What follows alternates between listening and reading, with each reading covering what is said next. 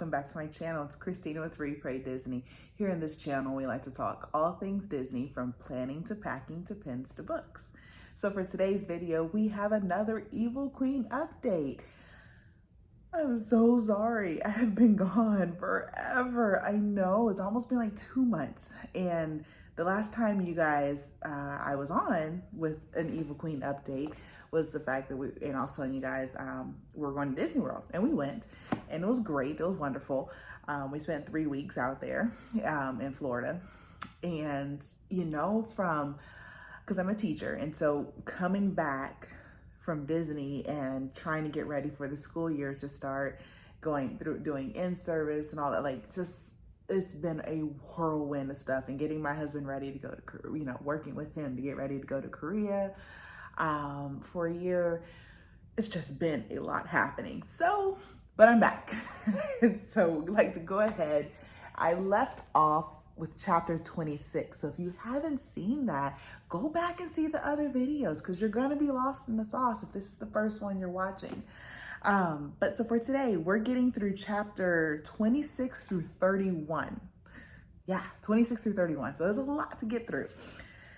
And oh my gosh, my heart breaks, you know, like, oh God. Okay.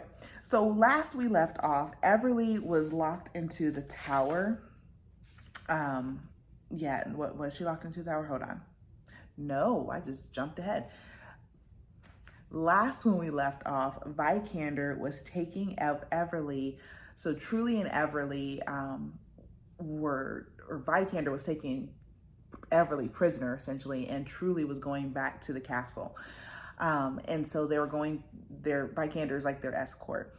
So along the way, let's see, let me make sure I get the right thing, because there's so much that happens. I want to make sure I go in order and I give you, yeah, okay. So along the way, what happens is Ophelia kind of runs interference, because right now, remember, Everly can't, she has like the torque thing on her. It's like a cuff that prevents her from doing her magic. She's been compelled by Vikander to not, she can't siphon from anyone. She can't try to escape. She's not supposed to perform the ceremony until he gets there. He's supposed, you know, it's all these things. It's just blocking her left and right. Like, she has no defense of any kind, right? So she can only just go through with what Vikander is escorting her through. So on the way to the castle, a griffin snatches up. Remember, that's remember Buckbeak from Harry Potter? It's like a head of an eagle and body of a whatever and talons and blah, blah, blah. Anyway, so this griffin grabs up Everly and takes her to like this rooftop and drops her, and she runs into Ophelia, because that was Ophelia's doing. And remember, Ophelia is the witch. So Ophelia hands Everly a mirror, like a shard of a mirror, gives it to her and sends her back to Vikander. So, and Everly's like, I'm not sure how am I supposed to use this if I can't siphon, but okay, we'll see. So Everly is taken back to, per Roth's command, Everly is supposed to be treated fairly and nicely and so forth. So upon arrival, there is Roycephus. Love that name.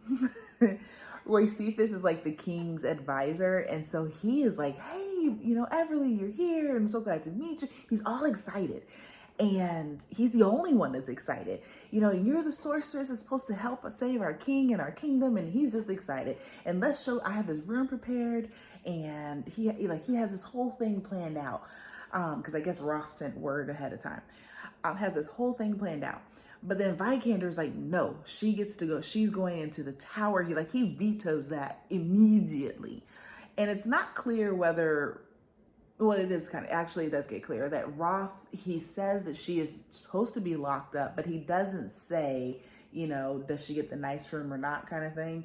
But anyway, so Roycephus is like, I'm not feeling this. Her treatment's not nice. And Everly takes note of that. She notices that he's not for what's happening. So she's like, I might need to keep him in the back of my mind. So anywho, she's taken up to this tower and she's locked into this. It's a big room. It's a big cell, so to speak. And it's cozy-ish. It has a bed, has all her basic necessities except for freedom. So she's in this room, and in this tower, she gets a lot. So she tends to, we're not gonna get to the mirror yet. Let me see, hold on, because I need to make sure I follow my notes, right? I got my notes, follow my notes. So it says, it was given the mirror, but affiliate, okay. Oh, Truly is still upset. She will not talk to Everly at all. And it's bothering Everly, because remember, Everly also dropped the whole bombshell of their lineage on Truly too. Remember, Truly only knew a part of it.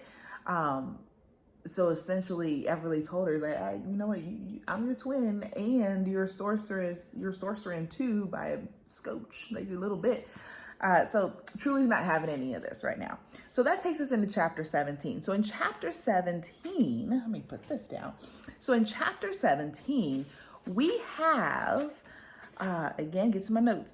So Everly does figure out that she can but she can use the mirror because she has some like power still kind of stored in her. And the mirror usage was not necessarily a siphoning power that she had. So she uses the mirror to check in and spy in on Hartley, and realizes that Hartley is really doing very well. And side note, Hartley's a little bad herself. Like, okay, she's a little feisty thing, and you make her like, oh, that's nice. So it's funny. The trolls consider Hartley like this hideous, ugly thing. And of course, in human terms, Hartley is just gorgeous, beautiful. But the trolls are like, oh, she's hideous, you know? So the commander of the trolls, Hartley, is being watched over and cared for by the commander of the trolls' sister. And so her and his sister, they're talking, they get along just fine. And the commander comes in, and Hartley talks to him and wants to know, because remember, everybody was attacked at the camp. It was centaurs that attacked them at the camp, which kind of spurred Everly siphoning magic to begin with. So the trolls were there. They were going to attack or so forth, but centaurs were there. So the troll commander was telling Hartley about all of this, and remember, Everly is eavesdropping on this conversation. So the Hartley and the troll commander, they go back and forth, and he's like, you know, you better do this. She's like, I dare you to make me do something. And he's like, you know, so there's a little romantic inclination happening there. He's like, well, you're just so hideous, but maybe not as hideous as I thought. So Hartley is just fine. She's doing her thing. And so it kind of makes you wonder. You remember Noelle's the Oracle, and Noelle, you know, she kind of is a few fries short of her Happy Meal. You know, she's very vague, and she's not very forthcoming with black and white information. You know, she's just vague, like all oracles are. You know, I guess that's just the thing is, you know, when you see into the future kind of thing, that's how you do. But anyway, so it makes you wonder if Noelle is actually right. So anyway, Hartley is watching all of that, and she's kind of taken back. You know, she's proud of her sister, but she's also taken back about how, and then, that was the other thing, that the troll was telling Hartley about how Roth, he was hurt, and everybody's like, oh my goodness, he was hurt, but no, I care, but I don't care, but I care.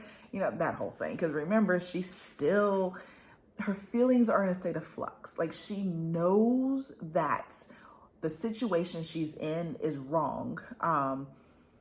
But Everly can't help herself. That's part of her character development that we're seeing, is that Everly cannot help herself from being angry, and can't help herself from wanting, like, everything she's doing under the guise of, I need to protect my family. So I need more power. I need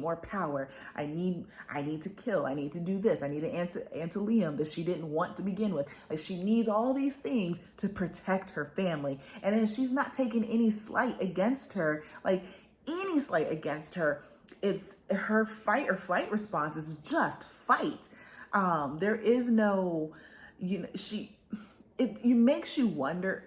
I'm getting ahead of myself, but it makes you wonder if she is like essentially forcing herself into this evil queen role. Like, you've denied it so much, but yet every opportunity that she has been given to make another choice, she doesn't. So therefore she is laying her own foundation into this evil queen role. So as much as she doesn't want it, she's pushing towards that herself anyway, which you will see here and how it kind of plays out. So anyway, so while she's locked in the tower, Farah and Truly and Ophelia come to see her. And Farah introduces herself, and Everly kind of makes that connection as like, Farah, fairest of them all. Okay. But so Farah introduces herself, and essentially all Farah wants is like, look, I will let you go. I will go against my brother if you will just allow Ophelia. Remember, Ophelia's a witch, and these are all apple babies. Ophelia's an apple baby. Noelle's an apple baby. Roth is an apple baby. Farah is an apple baby. Truly and Everly, they're all apple babies, right? So their power is like heightened. It's more so than anybody else of their power range or power categories or whatever. So who is it? Farah is saying, hey, Everly, I'll let you go. I'll go against my brother if you let Ophelia bespell you, so you no longer have to siphon. And Everly's like, what the heck? That's not a kindness. You know, that's essentially, you're castrating me for the most part. You know, like, you're taking something from me that makes me me. Even though I just found out about it, you're taking something from me. So she's like, no, I'm not going to do that. So then, Farah tells Everly, she's like, yeah, I knew this wouldn't happen. And so they talking back and forth, and come to find out, Farah has already figured out the whole Snow White story. She pegged herself as Snow White. She pegged Everly as the evil queen, and she pegged Roth as charming. Like, she knew the pieces already. And so Everly's like, but I never said I was the evil queen, you know, kind of thing. Anywho, so they leave on a very, very sour note. And then the next person that comes to visit is Noelle. And it's really not a visit. Well, hold on. Was it a visit? Because now we're in chapter 28. So as the other ladies leave, Truly kind of lingers in the background, and she Truly says, you know, I consulted Noelle. And Noelle says, I don't have a sister, and Everly's like, wait, but what? But what do you mean, what? What do you mean you don't have a sister? I am your sister. I'm right here. And Truly's like, well, but I could have a sister if I wanted to.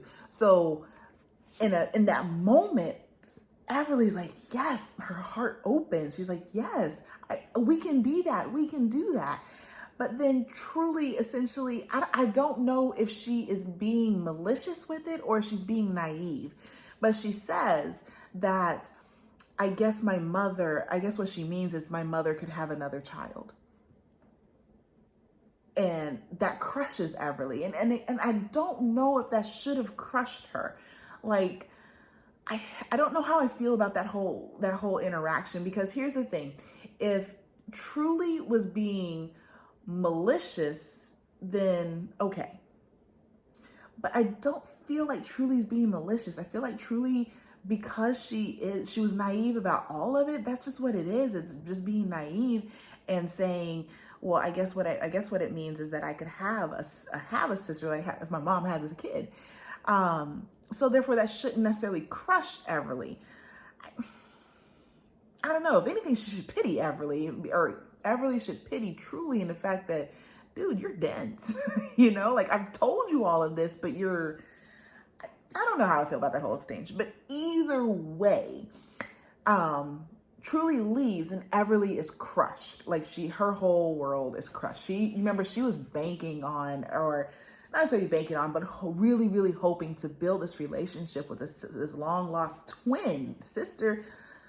but twin of hers. And it's just, it doesn't seem to be playing out that way.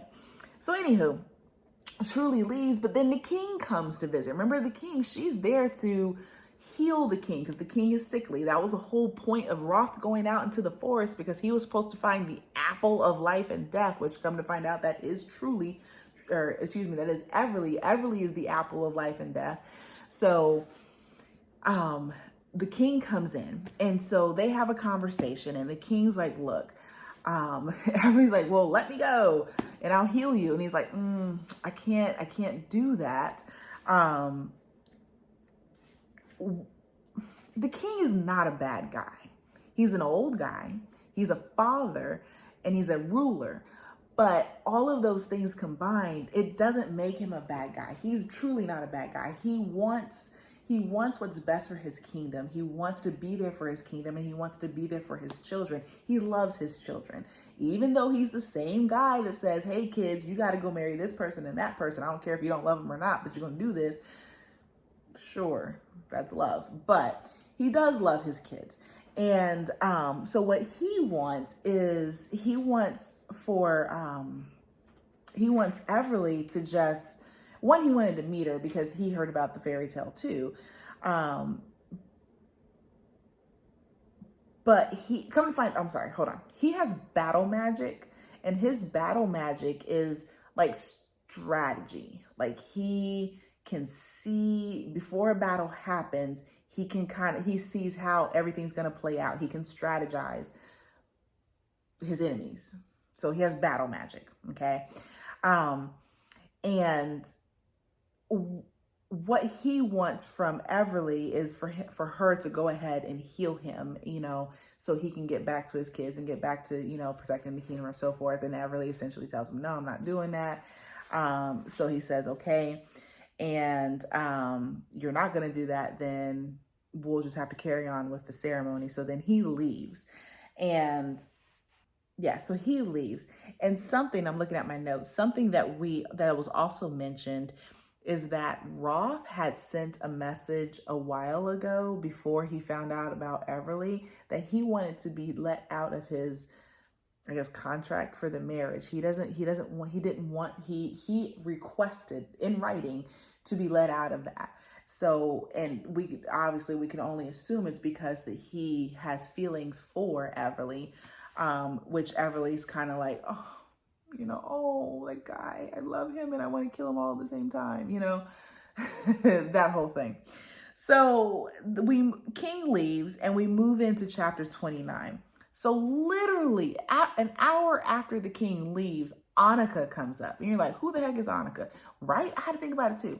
So Annika, way back in chapter single digit, truly had a vision, or not a vision. She saw where Roth had just finished up with a young lady in his bedroom, and that was Annika. So Annika comes in, and Annika she's very, not threatened, but she does not like Truly. I keep saying Truly. She does not like Everly at all, but she's there to serve her. She's there to make sure she eats, she bathes, blah, blah, blah, and to dress her for the ceremony. And so anyway, Truly kind of probes a little bit because, why wouldn't you want to talk to the ex-girlfriend kind of thing? But Annika, come to find out, Annika is very passionate about protecting the Charmaines anyway. So from the king to Farah to Roth, she's very protective of them, and she will do anything for them. So then Truly, Everly figures out that Annika is probably one of the 7 protectors as well. So keep that in mind, because remember, Snow White's had 7 dwarves, and technically in this fairy tale, it's 7 protectors. So you do with that as you may. Anywho, so she has to get dressed for this ceremony that no one really knows what's happening in this ceremony. But come to find out, it's Annika drops the bombshells like, oh, so congratulations, you're getting married. What? You see where this is going? Yeah. So the ceremony is as such that they are marrying Everly to the king, literally sealing the fate of the evil queen. Like, that was the whole point. Like, the evil queen was a stepmother. She was married to the king. That was the whole thing. And so this is playing out.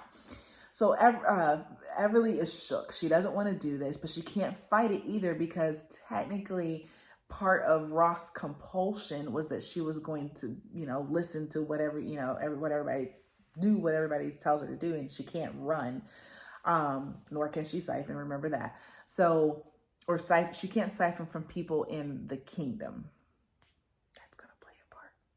So, anywho, so the ceremony takes place. She has this conflicted thing, not conflicted. She doesn't want to say I do, but the compulsion makes her say I do. And as she's looking out in the crowd, she keeps looking back at Truly, who truly she's distraught, but she's not stopping it. No one is saying anything. And that's the problem that Everly has, is like no one is saying anything. So in Everly's mind, especially Truly, has betrayed her. And so Everly immediately, she had the thought before that Truly was the huntsman, but now she really believes that Truly is the huntsman because of the betrayal aspect. Because remember, in the original story, the huntsman was supposed to go kill Snow White, but instead of killing Snow White, he brought back like the heart of a deer or an animal or whatever to the evil queen. So the huntsman betrayed the evil queen and protected Snow White. And that's what's happening here. At least that in Everly's mind, that's what's happening. I can't say that for sure.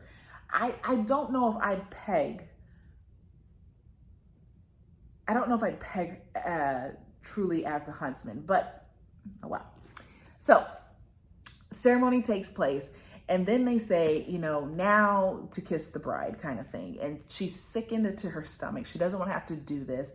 And they say that it's supposed to be true love's kiss. But then everybody's like, but he's not my true love, so this isn't going to work. But they say, remember, true love's kiss doesn't necessarily mean an actual kiss. So they crown her, in front of everyone, she's the new queen of Sevion. They crown her, and then they go into another room, and come to find out, the whole plan to begin with was to take Everly's magic and put it into the king. Because remember, witches can do that in Enchantia. Witches can that's how a lot of royals got their power, because they can take the power pay a witch to take the power out of somebody else and put it into them, right? No better than a sorcerer, but whatever. That was the plan to begin with. And the reason why they did it this way and she had to marry him is because it needed to be someone that you had a strong connection with, which to me, in my mind, that's even worse, right? Like, I'm going to take my husband's magic because I want to live. So let me take your magic. Aristocracy, they have problems.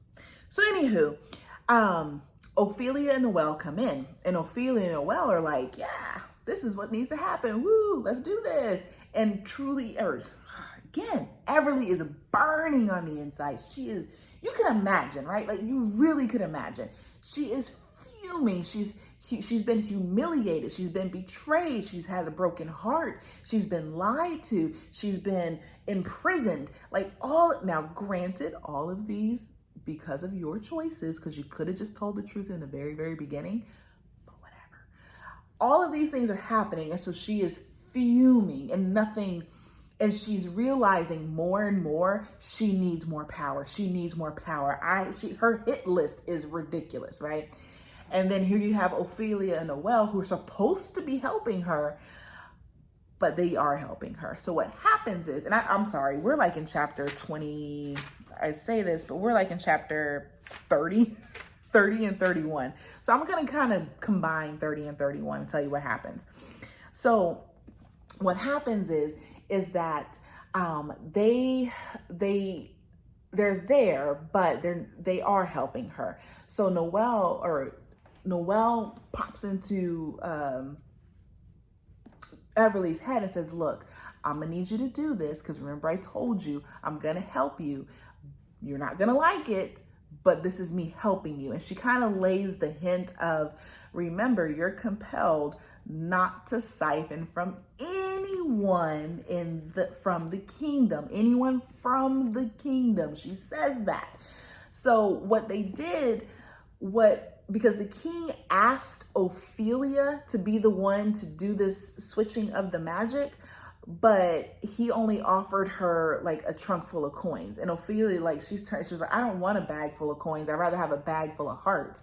So she declined the offer. So the king paid 7 witches, a coven of witches from a whole nother kingdom to come up and do this. Bing, they're from another kingdom. So Ophelia and Noelle already had this planned out, right? So they leave the room, and Ophelia and Noelle leave the room, and they let the ceremony take place. And so what happens? They take the things off of Everly, and she siphons, and these witches, they drop one, and she siphons, and she's pulling, and she's siphoning, and she's pulling, and she's sucked up so much power that her skin and her veins are like, they're turning this black color, like she's almost poisoned from the inside out. And so the king, in his sickly state, he sees, like, essentially he concedes he's been defeated, and he only, in his dying breath, he's like, look, I'm gonna need you to save my kids. Don't hurt them. Don't hurt my kingdom. I love my kids. I do this for my kids. And then he touches her, because she kept recoiling. It's like, no, don't touch me. Don't touch me. Because she knows that she is poisonous at this point, because she has to release the magic. But he touches her, and he ends his own life. Okay, so now she has a problem, because she didn't kill her. She got all these bodies. There's a whole lot of bodies. So she got all these bodies, and she has a problem. She got a choice to make, because part of her is shook, the fact that she did this, that she was happy that she was able to siphon this, and she feels great, but then she feels awful, because like, dang, I didn't have to kill these people. Well, maybe those witches, yeah, I definitely wanted to kill those witches, but everybody else, the guards, the king, they didn't have to die. So she pulls herself together, and she summons the guards, the guards on the outside of the door, because remember, she is queen. So she does her thing, and she puts on that evil queen role just like that. They come in here, and she tells them to go get, I want you to bring me Vikander, Truly, and Farah bound and gagged. And they're like, we're not gonna do that. And she says, I will kill your families. I will hurt your families. I will kill. She went from 0 to 100. Like she knew that she couldn't play the nice role. Like, with all of these bodies around, because they saw them, but all of these bodies around, she knew that she could not play. She wanted to, but she couldn't play the nice role. Like, it's like the cards kept getting stacked against her, and she had to play the role of the evil queen, and hence now the evil queen is born. So she gets, they go out, the guards all shook and afraid, which is playing into the whole role, and they bring back they bring back Farah and Farah, Vikander, and Truly. They bring back Farah, Vikander, and Truly bound, and we leave off with them in the court. Hold on, let me make sure. Yeah, she bans Farah and Vikander from the kingdom, and she puts Truly in the tower where she just came from. And